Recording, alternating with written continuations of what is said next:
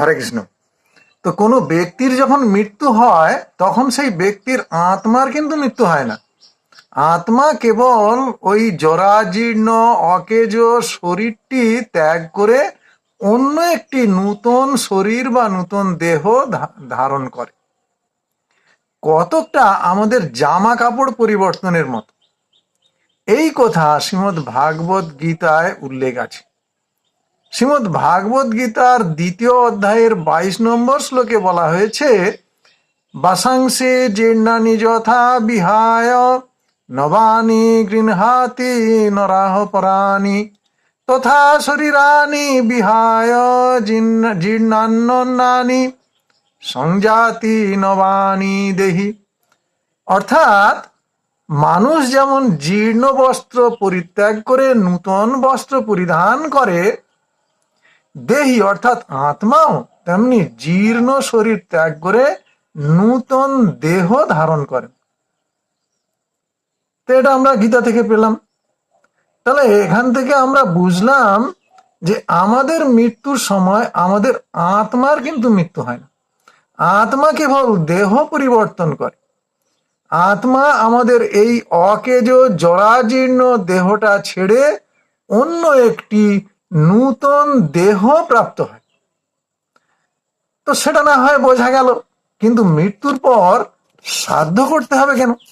এর কারণ কি? এর উত্তর হলো, শাস্ত্র মতে শ্রাদ্ধ করলে আমাদের পরলোকগত পূর্বপুরুষের আত্মা প্রীত হন। সেই পরলোকগত আত্মার মঙ্গল সাধিত হয় এবং সেই আত্মার সদ্গতি হয়। কিন্তু যদি শাস্ত্র মতে এবং সঠিকভাবে শ্রাদ্ধ না করা হয় তবে সেই বিদেহী আত্মার অমঙ্গল সাধিত হয়, তার সদ্গতি হয় না। তো আমরা এখন এই আলোচনাই করব কেন শ্রাদ্ধ করতে হয়, এবং সেই আলোচনাটা হবে শাস্ত্রীয় আলোকে, শাস্ত্রের উল্লেখ করে। শ্লোক কিছু আমরা এখানে উল্লেখ করব। তো প্রথমে আমরা বলি, প্রভুপাদ একটা জায়গায় কি বলেছেন। কোথায় না, শ্রীমদ্ ভাগবতের 9ম স্কন্ধের 10ম অধ্যায়ের 29 নম্বর শ্লোকের তাৎপর্যে শ্রীল প্রভুপাদ বলেছেন যে একটি আত্মা দেহ ত্যাগ করার পর সেই আত্মা অন্য একটি দেহ লাভ করে। কিন্তু কখনো কখনো, এখানটা গুরুত্বপূর্ণ, কিন্তু কখনো কখনো কেউ যদি অত্যন্ত পাপী হয় তাহলে সে অন্য আর একটি দেহে স্থানান্তরিত হয় না, সে প্রেতযোনি প্রাপ্ত হয়। মৃত ব্যক্তিকে প্রেতযোনি থেকে অব্যাহতি দেওয়ার জন্য শাস্ত্রের বিধান অনুসারে শ্রাদ্ধ অনুষ্ঠান করাটা অবশ্য কর্তব্য। এটা প্রভুপাদ একটা শ্লোকের ওই 29 নম্বর শ্লোকের তাৎপর্যে এই কথা বলেছেন। তাহলে কি করতে হবে? যদি কোনো আত্মা প্রেতযোনি প্রাপ্ত হয় তাহলে সেই মৃত ব্যক্তির যে আত্মা প্রেতযোনি প্রাপ্ত হয়েছে সেখান থেকে অব্যাহতি দেওয়ার জন্য শাস্ত্রের নিয়ম অনুসারে, শাস্ত্রের বিধান অনুসারে শ্রাদ্ধ অনুষ্ঠান করতে হবে, এবং এটা কর্তব্য। কে বলছেন? প্রভুপাদ বলছেন। তাহলে দেখা যাচ্ছে যে পরলোকগত জীবাত্মার মঙ্গল সাধনের উদ্দেশ্যে পারলৌকিক ক্রিয়া অনুষ্ঠান করা হয়। কর্মদোষে যে ব্যক্তি পরজন্মের দুর্দশা দুর্গতি ভোগ করতে থাকে সেই ব্যক্তির বংশধরগণ তার মঙ্গল বিধানের জন্য শ্রাদ্ধ অনুষ্ঠান করে, যাতে সেই পরলোকগত আত্মার সদ্গতি হয়। আর যে ব্যক্তির বংশধরগণ শ্রাদ্ধ অনুষ্ঠান করেন না তাদের কি হয় না, তাদের পরলোকগত যে ব্যক্তি, সে পিতা হতে পারে, অন্য কেউ, তার সেই আত্মা শান্তি লাভ করতে পারে না। পরলোকগত সেই ব্যক্তির আত্মা দুঃখ দুর্দশা ভোগ করতেই থাকে।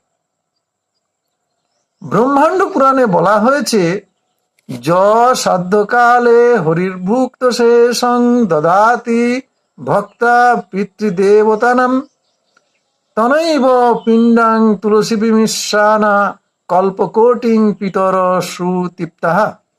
অর্থাৎ সাধ্য দিনে ভক্তি সহকারে শ্রীহরির মহাপ্রসাদ এবং তুলসী মিশ্রিত পিণ্ড পিতৃ বা দেবগণকে অর্পণ করলে পিতৃগণ কোটি কল্প পর্যন্ত সম্পূর্ণ তৃপ্তি লাভ করেন, দীর্ঘদিন তৃপ্তি লাভ করেন। তবে আমাদের সমাজে যেভাবে মানুষ প্রেত অন্ন দেয় সেটা কিন্তু ঠিক না। বিদেহী আত্মার শান্তি লাভ বা মঙ্গল সাধনের জন্য শ্রাদ্ধ অনুষ্ঠান করা হয়। প্রায় প্রত্যেকেই শ্রাদ্ধ অনুষ্ঠান করেন, কিন্তু সব সময় যে নিয়ম মেনে হয় তা হয় না আর কি। সে কথাই এখানে বলা হচ্ছে।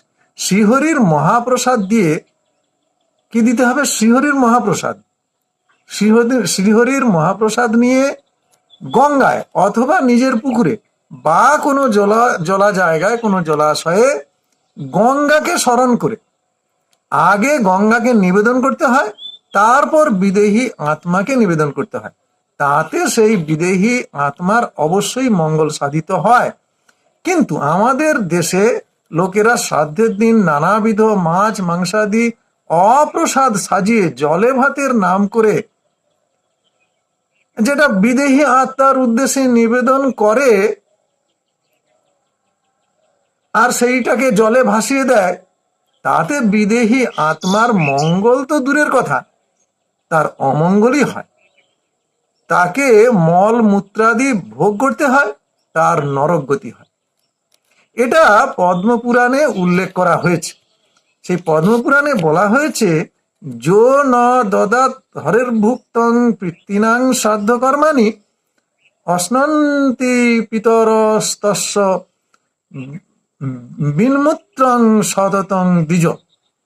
অর্থাৎ হে দ্বিজগণ, যে ব্যক্তি পিতৃপুরুষের শ্রাদ্ধ কর্মে শ্রীহরির উচ্ছিষ্ট প্রসাদ প্রদান করে না, তার পিতৃপুরুষেরা সর্বদা বিষ্ঠা এবং মূত্র ভক্ষণ করে থাকে। এটা পদ্মপুরাণে রয়েছে। কিন্তু আমাদের বর্তমান সমাজে মানুষ শ্রাদ্ধ কর্মে শ্রীহরির মহাপ্রসাদ নিবেদন তো দূরের কথা, মাছ মাংস সহ অপবিত্র অন্ন প্রসাদ সেই শ্রাদ্ধ অনুষ্ঠানে নিবেদন করে থাকে। অপবিত্র অন্ন, প্রসাদ নয়, আমরা প্রসাদ বলতে অভ্যস্ত বলে প্রসাদ কথাটা বলা হয়ে গেছে। মাছ মাংস সহ অপবিত্র অন্ন, মাছ মাংস থাকলে সেটা তো প্রসাদ হবে না। তাহলে কি না, আমাদের সমাজে বর্তমান সমাজে মানুষ শ্রাদ্ধ কার্যে শ্রীহরির মহাপ্রসাদ নিবেদন তো দূরের কথা, মাছ মাংস সহ অপবিত্র অন্ন শ্রাদ্ধ অনুষ্ঠানে নিবেদন করে থাকে। এতে পিতৃপুরুষের এবং তাদের বংশধরদের, শুধু পিতৃপুরুষের নয়, যে পরলোকগত হয়েছেন কেবল যে তারই অমঙ্গল হয় তা না, এতে কি হয় না, পিতৃপুরুষগণের এবং তাদের বংশধরদের অমঙ্গলই সাধিত হয়। এটা ভাববার মতো বিষয় যে দুইজনেরই, পিতৃপুরুষেরও অমঙ্গল হবে আর বংশধরদেরও অমঙ্গল হবে। এটা শাস্ত্রীয় কথা, শাস্ত্রের আলোচনা।